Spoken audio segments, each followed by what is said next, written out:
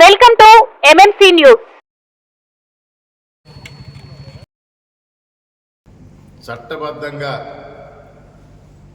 గెలిచిన మా 25 మంది కౌన్సిలర్స్ని ప్రలోభ పెట్టి, అంటే మొన్నే చూసాం తిరుపతిలో డిప్యూటీ మేయర్ కోసం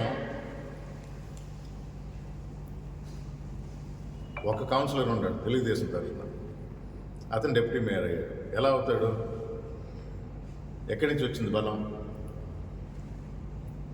నెల్లూరు మున్సిపాలిటీలో తెలుగుదేశంకి అసలు కౌన్సిలరే లేడు.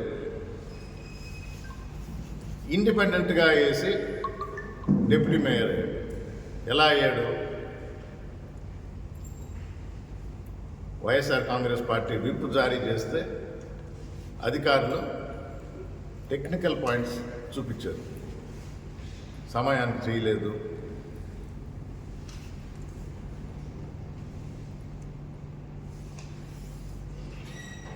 నా వరకు నేను చెప్పగలుగుతా, వెంకటగిరిలో మాత్రం నేను అలాంటి తప్పులు చేయను. ప్రతి ప్రొసీజర్ కూడా నాకు తెలుసు. విప్ జారీ చేయాలన్నా ఎంత టైం ఇవ్వాలో, ఏమి ఇవ్వాలో, ఎలా ఇవ్వాలో కూడా తెలుసు. సార్, వెంకటగిరి మున్సిపాలిటీ ప్రస్తావన తెచ్చారు. వైసీపీ చైర్మన్ ఏమన్నా మారుస్తారనే మీ అపోహ ఏమన్నా మీకు ఉన్నాయి?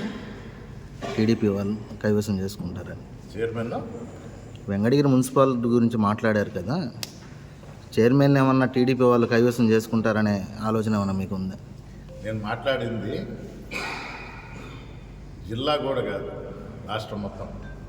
ఎందుకంటే నెల్లూరు జిల్లాలో జరిగింది ఉదాహరించినాను, తిరుపతి మున్సిపాలిటీలో నెల్లూరు మున్సిపాలిటీ జరిగిన ఉదాహరించినాను.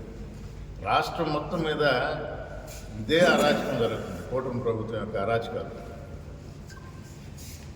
రేపు మార్చి నాటికి చాలా మున్సిపాలిటీల్లో 4 సంవత్సరాలు టైం గడిచింది కాబట్టి మేయర్ని కానీ చైర్మన్ని కానీ తీసేయడానికి రూల్ ప్రకారం ఒక అవకాశం వస్తుంది.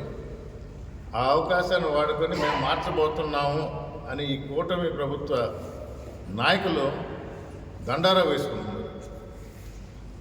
దానికి అనుగుణంగా వెంకటగిరిలో మాత్రం ఏ విధంగా తిప్పికొట్టాలో, ఏ విధంగా సబ్జెక్టు గురించి అవగాహన ఉన్న వ్యక్తిగా నేను తెలియజేస్తున్నానని అధికారులకి చెప్తున్నాను.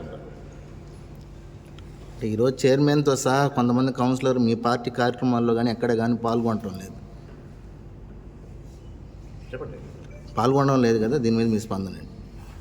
ఏమైనా బాగలేదేమో, ఊర్లో లేరేమో, ఇంట్లో పెళ్ళిళ్ళు ఉన్నాయేమో, ఏమన్నా మీరేమైనా అంటున్నారా పార్టీ ఏమైనా మారారని? పార్టీ ఏమైనా మారింటే నా దృష్టికి తీసుకురండి. ఎవరన్నా కండువా కప్పుకున్నారా? పార్టీలు మారి కండువా కప్పుకొని ఉంటే నా దృష్టికి తీసుకురండి. ఏదన్నా బిల్లు ప్రవేశపెట్టి ఎవరన్నా వ్యతిరేకించి చేయాలంటే మాకు విప్ పాస్ చేసే అధికారం ఉంది. అది అవసరమైనప్పుడు మేము వాడతాం. అదే మీకు తెలియజేస్తుంది, మీ ద్వారా అధికారులకు తెలియజేస్తుంది.